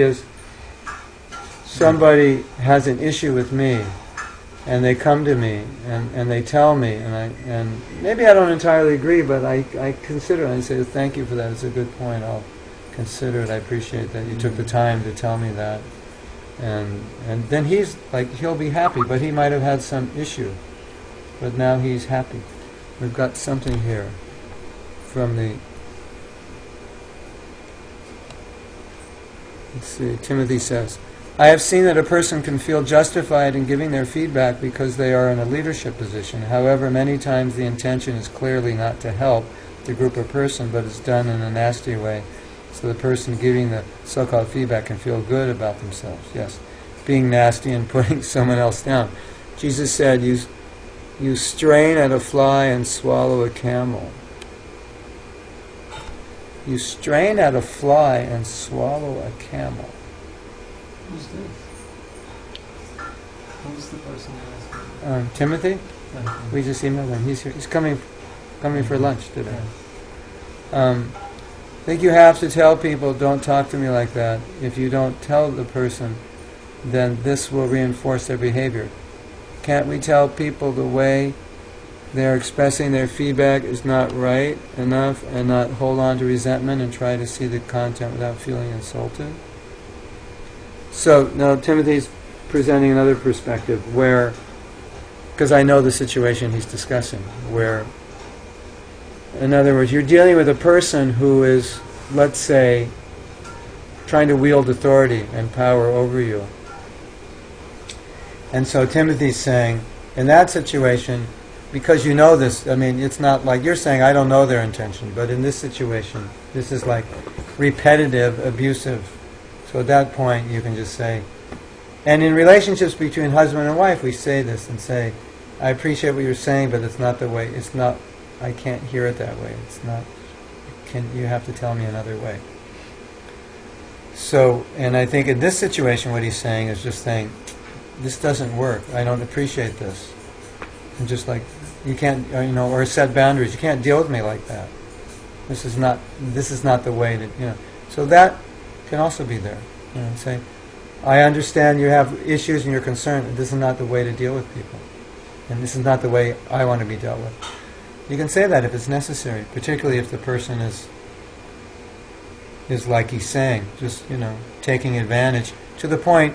And I think what Timothy's point is that person's going to do that to other people also, and you know that, and so you want to put a stop to it. So it's not just about you and your own false ego, it's about, they have to stop him from doing this way because it's injurious to other people and it's not good for him, and it's offensive, and he's suffering also. So that's another situation. But then you have to be the judge of that, And of course, Timothy, you have to have a relationship with him where you can say that. And if you can't say that to him because when you say that, he's going to explode, then what do you say? You just say, you just have to back off. Say, I don't appreciate what you're saying. I don't think it's right. And just, don't tell me. That's about the best you can do, right? Because there's this. What we're talking about here is we're also talking about some self-respect, like amongst individuals. That we're playing a game here of communication. So the rules should be self-respect, and if you can't communicate within those rules, sometimes you just have to say these are the ground rules. If you want to tell me these things, let's do it this way because this is what I need. This is the way I need you to communicate. And if you know yourself that if the person doesn't communicate that way, you're just going to be agitated. And then you have to let them know. Now, if you can go beyond that, like I said before, that's the way I do it, generally. But I generally avoid just being around abuse. If I see somebody abusive like that, I pull out. I don't continue a relationship, and that's why I don't have to deal with a situation like Timothy is. Whereas if it's just a one-off time thing, then I tend to not retaliate unless I see that the person's harming other people. Then I'll deal with it. But I will tend to say, okay, thank you. Now some people, obviously, it's so ridiculous what they say, and they're questioning your intention, and it's so ridiculous that it's like, why even say I'll consider? Just say, okay, thank you for that. And it's ridiculous. It has nothing to do with what you're thinking. It has nothing to do with your intention. It has nothing to do with what you did. And you just have to pull yourself away from that person and say, this person, it's not my problem, it's their problem that they need to communicate things which are completely untrue about myself. And it's just, I don't want to create conflict, and it's like Radhanath Swami, when people deal like that with him, he just doesn't respond to it. That's his policy. So sometimes that's all you can do is not respond, because it's so critical, and its intention is not to help. Its intention is to pull you down. So, Did he ever respond to these severe criticisms? Because once you respond, then what happens? You get it's an endless loop, right? So, the people accusing him might think, oh, he's admitting his guilt because he's not responding. But from his perspective, he's just accepting it humbly. And he knows if what they're saying is not true, why should I defend myself? That's not Vaishnavism, right? So everybody's different, we're on a different level. So what Timothy's saying is he's in a situation and this is the way he needs to deal with it. He needs to stop this person and say, you've gone beyond the threshold of what is proper exchange and now everything's degrading and you have to stop. I don't think there's anything wrong with that also. So it depends on you and your consciousness. Is that okay, Timothy? That makes sense? I think in your question, here's a very interesting point, because I'm giving you an answer that I couldn't do myself years ago, but I do it now. But I actually went through a training to be able to do this. I was in a situation where people for 2 days were giving me feedback, and I had to learn to accept it. Well, just, thank you for that feedback. Go to the next one. Thank you for that feedback. I think you're like this, I think you're like that. And you're listening it as if it was being told to someone else. You're just listening to it. And so that's something that has helped me tremendously. So now when people give me feedback, it's often like it just goes right in. I go, thank you.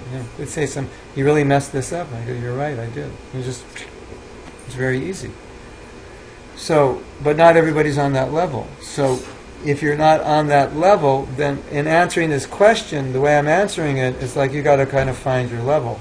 So you have to be real about it. So like Timothy's saying, on his level, in the situation he's in, to just accept it would be bad. For him, for other people, because the bad things have gone on too long, and it'd be wrong to tolerate. So we say be tolerant, but then we also say you have to know what not to tolerate. So we're saying listen, but you have to know when not to listen. Then you have to also know where you're at. Because like what you're saying, I appreciate your feedback, but you could say, it's really hard for me to hear because it's the way you're presenting it, it's too heavy. And I don't hear that way. I would appreciate it if you could present it in a little more compassionate way, a more understanding way, that you're making me feel like I'm completely useless and worthless, and I'm not. You might just have to tell that person, it doesn't work for me. If that's where you're at.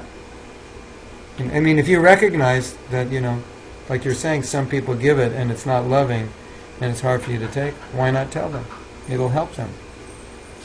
Well, I think I feel comfortable saying thank you, I'll consider that, and then look for a solution so that the relationship upgrades. Oh yeah, that's good. Because because I like that point, if you validate their feedback and then you consider it, and then you may reject 10% of it, accept 90% and stuff like that.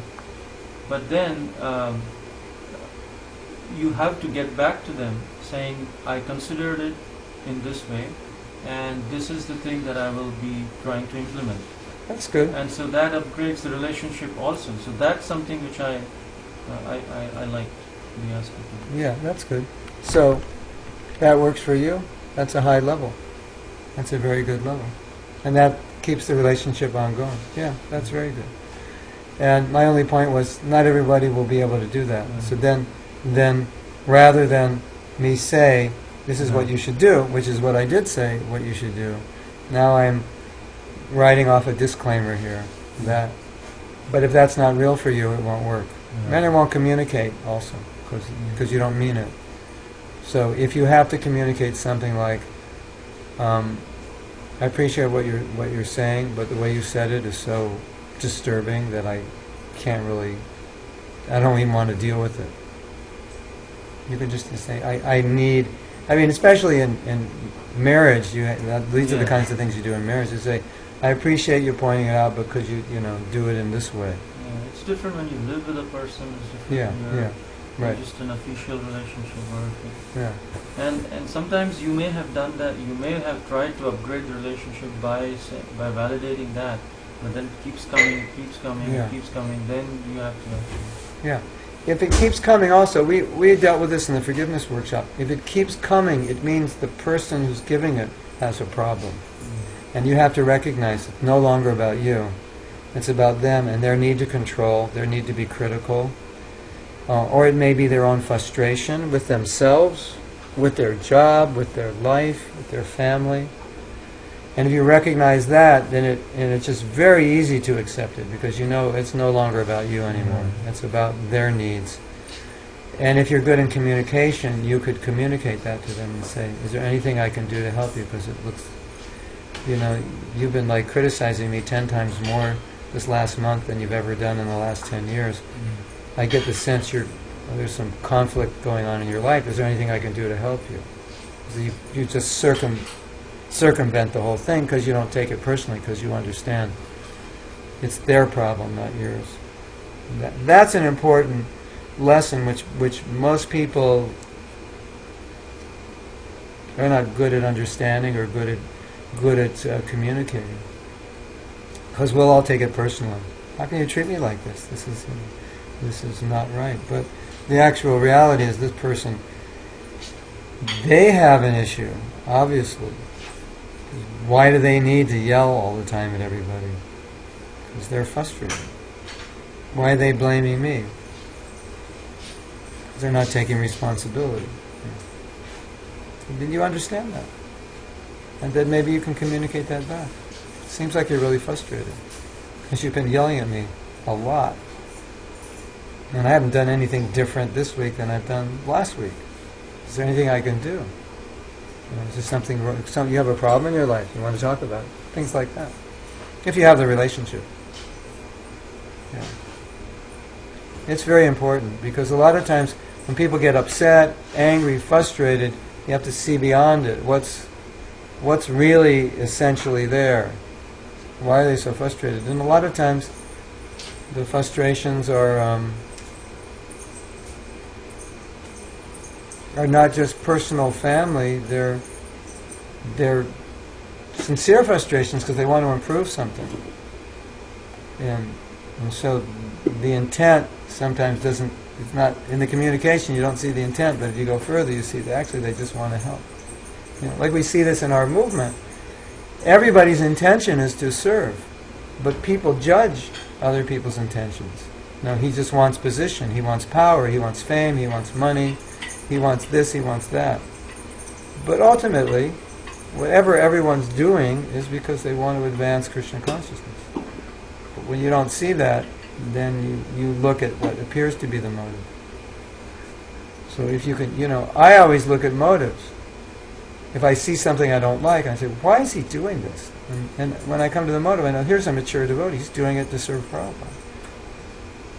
To please him. Maybe it's misdirected, maybe he doesn't understand things philosophically, I don't agree with how it's coming out, or he has an interpretation of the philosophy that I don't agree with, but I know he's doing it for the right reason. And so then that's tolerable, because as long as he's doing it to serve Prabhupada, and this is his understanding, then I can respect that. And he thinks this is the best way. It's not the way I do it, and so I'll choose to do it a different way. So that way it's also, easier to deal with. And that's a huge problem when we don't do that. Then we're not looking anymore at the sincerity, we're just looking at what we think their intention is, their motive is. And I think that is not Krishna consciousness, to second guess somebody's motive. And you want to know the funniest thing about it? In the world of psychology, they say, you should always be suspicious of the person who's pointing the finger at somebody else, because they're making the value judgment. That, like we were saying before, he's doing it for this reason. See, that's the person you should be suspicious of, because that's the reason he would do it. So the person who's pointing the finger is the one who's to be more suspicious of. he's a criminal. That person's who says that? The criminal. Often, right? Isn't it? Yeah. I have a question. You mentioned this point about balancing our material life and spiritual life, and sometimes we feel that it's either easy to be One or the other. Yeah. one or the other. So, my question is, when you know what the highest truth is, when you know that you have to be completely in Krishna consciousness, how is it possible to do the material things also? Like Krishna okay. also advised to Arjuna, and Arjuna also fought the war. Although he preferred to go and become a renunciate rather than killing his own relatives. But how can we, why does Krishna expect us to do this? Is it like an austerity for coming into the material world and wanting another body? Is it an austerity that we have to undergo to balance the material and spiritual things? That's a good question. Is it an austerity that we have to undergo to balance material and spiritual? It is, unless we're completely renounced. Therefore, karma yoga is because we're not. In other words, it's like, well, Pallavi's asking the question, and her situation is a little awkward because she didn't want to get married. She's got renunciation shakti, so now she's in a situation where she's married. Yeah. Maybe I'm just changing. Yeah. So her situation's unique. So I'll address what you're saying in a more general way. If because of our past devotional service we're on the level of renunciation, so then we'll have that intelligence that it's just bhakti. It'll be there. And we'll become brahmachari, or we'll never marry, we'll never get entangled. Or if we marry, it'll be very simple. We'll do it in a way where we can be fully engaged in devotional service. Or we'll do it in a way where very quickly we can retire from material activities, work, accumulate, then retire, something like that. That's how we'll be thinking because we have that intelligence and that ability. But if we're more involved in the material sphere, it's because there's some need for it, to have those things. And therefore, then the karma yoga is there to purify. Then you have it and you purify it because you want it. You can't live without it. You want a wife, you want a husband, you want children, you want home, you want good income, you want all these things. So we want them, and now we're complaining that we have to work. You see what I mean? No, but because you want it, the work therefore will purify you. One of the ways it purifies you is that you have it and you realize it's not really what I wanted. And then going through the work, doing the service is just, I have to do it. It's part of the package. And so eventually you become detached that way, because you weren't completely detached before. Now, you have a situation, the most common situation that I see is people become devotees and they get caught up in this situation where I just want to be, I don't want to be, and I'm going to school, and I'd rather just drop out, I have this job. But in most cases, they can't just drop out, because if they just dropped out and tried to be brahmachari, they wouldn't last that long, right? So even though they don't like working, at some point they have to recognize that you couldn't do it any other way. So you couldn't live as a brahmachari, you have to work. Unless your parents are so rich, they'll support you. And they don't mind if you don't work. So then you'll have to work, because you have that other desire. You want a family, you want to marry, so now what do you do? Right? So that's the purification part. Now you do that, and you can lament that you're not out preaching all the time because you have to work. So that's okay. But then you accept it as part of the Grihastha Dharma. This is just the Dharma of that ashram, and that's the ashram you're in, and the ashram is purifying. And if you accept it as the Dharma of that ashram, that's your service in that ashram, and then it's okay. And you accept you need that ashram. I don't like going to work and doing all this, but I need this ashram for my sanity. So part of the duty of that ashram is I have to go to work and earn money to maintain the ashram. Right? Like if you're a sannyasi, then your ashram is, your duty is keep moving, preaching, traveling. That's your austerity. And your grihastha austerity is stay in one place and earn money. So it's a different austerity, but it's, and if the sannyasi's out there working, at an IT company, that'd be weird. And the grihastha's out preaching and, doesn't have any money, that would be weird. Right? So that's That's the balance. You get balance when you recognize, I need this. Right? And that I'm doing it because I can't do the other thing. And I like doing the other thing, but I couldn't just do the other thing. So I have to therefore maintain this ashram because I need it. So then you're okay. And then so what do? In my ashram I connect everything to Krishna. My kids to Krishna, my house to Krishna. I have deities. I do programs in my home. I teach. All these things, right? So you're trying to say that Krishna puts us in certain situation which may seem like obstacles to our spiritual life because actually we needed that at some point, and Yeah. Krishna's just fulfilling our desires. Yeah. I mean, yeah. We because of our material conditioning, we need that. We need to work through that. And then, when you get older, you've worked through it and you've purified yourself from it. But you couldn't.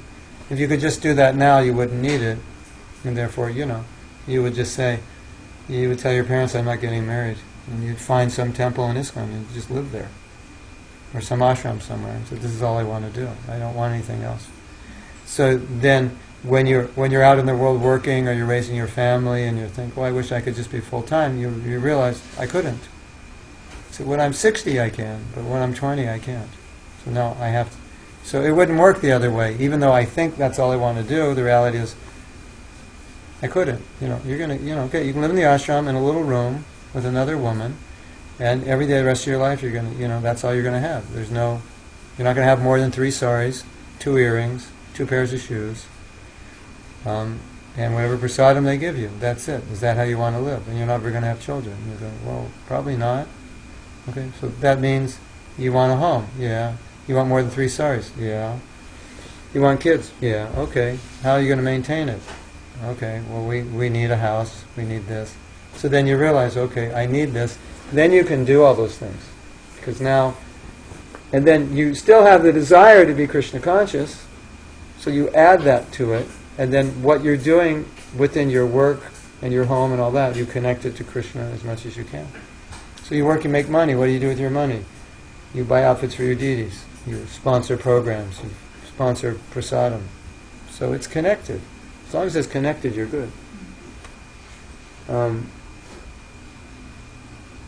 So it's like, even though you're doing what you don't want, you think, what's the alternative to this? Now there may be, within that ashram, there may be better alternatives. You say, well, my husband and I, we tend to be more Brahminical, so we decided we want to live like this. Or they're, now Sri Vallabha and Nanda, they're doing this, about the project they're doing in, where is it? It's in South India. What's it called? Salt Lake? Salem. Salem? So, they're doing this self-sufficiency project. So their ideas, grihastas will live there, self-sufficient, like that. So then maybe you're in that consciousness and say, okay, we're not really into the material, but we have this need, for family. Here's the perfect solution. We can live in this devotee community. We can just save enough money, buy a home, and then we can live and work there. We won't need much. So you adjust accordingly. You say, no, that's not our nature. Our nature is, we couldn't live like that. We both have good jobs. We'll have a big house. We'll have this, but we'll use the house for programs. So you adjust according to where you're at. And then when you know where you're at, then it makes sense why you're doing everything else. Because then it's not like, why do I have to do this? And you say, well, you have to do this because you want these things. You go, oh, I forgot. It's like, why do we all have to work? Why can't we just... Well, you could go to a community where, maybe you live in a mud hut and you don't have to work. And that's the paradigm, self-sufficiency. And you get a garden. You say, well, do you want to live like that? Maybe you do. And you say, yeah, I'd like to live like that. Okay. But if you don't, then you realize, well, I guess I have to live in a city and work. So don't complain, because it's your own desire. You know what I mean? Now, Pallavi's situation is a little different, because she didn't really want to get married. And, of course, her parents wanted her to, so now she's in that situation. But I would ask her the same question. Do you think you could really make it if you weren't married? So, and she'd probably say no. And now, so she's in a situation where her husband is supportive, but he's not really so much into Krishna consciousness, so he might do things that she would prefer he didn't. particularly with watching television and like that. And then, of course, her kids in front of the television. So she has to tolerate that, and has to accept it. Right?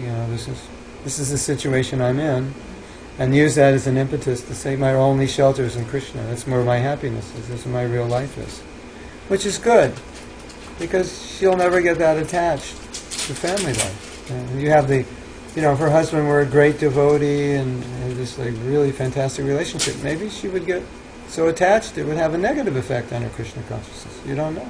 It's possible.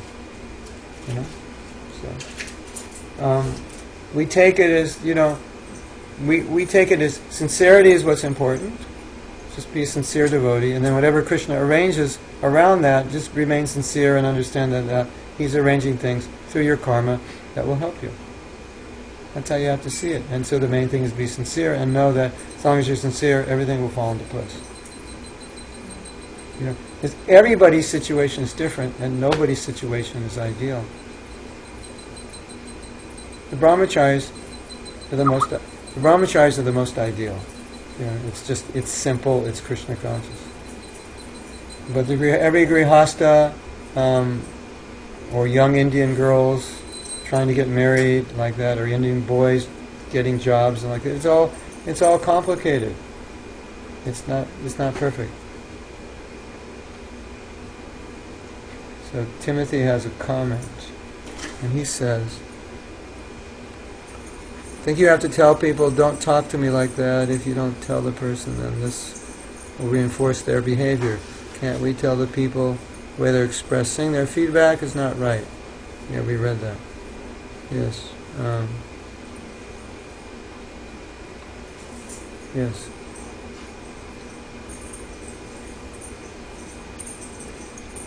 This is now you have some devotees, like I live in Mayapur. Well, there's a lot of devotees living there. They've made a decision that they want to live in Mayapur, temporarily or permanently. So with that decision, there are consequences, right? What are the consequences?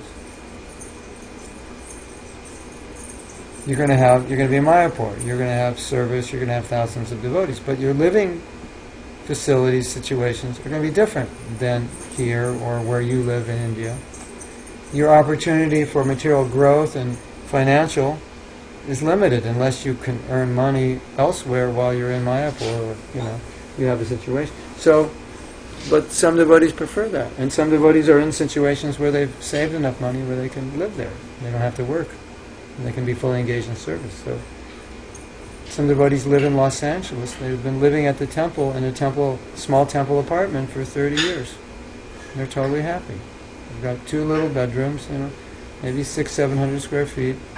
They eat temple prasadam. They get a little money. They may not even have their own car. They may drive a temple car, and they're happy. So they don't have the balance problem because they're fully engaged in devotional service. But they made a decision to live that way. So if you can't live that way, or you're not in a situation where you have that opportunity, then you have to accept it, and then you realize, okay, I can't live this way. That's why I'm living this way, and that's why I have to work and do this and that. And the whole point is, whatever it is, just bring Krishna consciousness into it. That's it, and be happy. And step 2 is devotees develop their own businesses where all the devotees can work together. That's better. If we did that, we wouldn't even ask this question anymore. Right? And step 3 is have schools. That's even better. Now we're doing education. And step 4, have organizations that make money spreading Krishna consciousness. But definitely nobody would be asking this question because we would fully engage in spreading Krishna consciousness and earning our living. Or, develop communities that are so financially, that serve the needs of people so well that money comes in. And that many, many devotees can be working and maintaining themselves well and giving Krishna consciousness. So, your question arises because we don't have that situation. But that's ideal. Maybe someday we'll have it.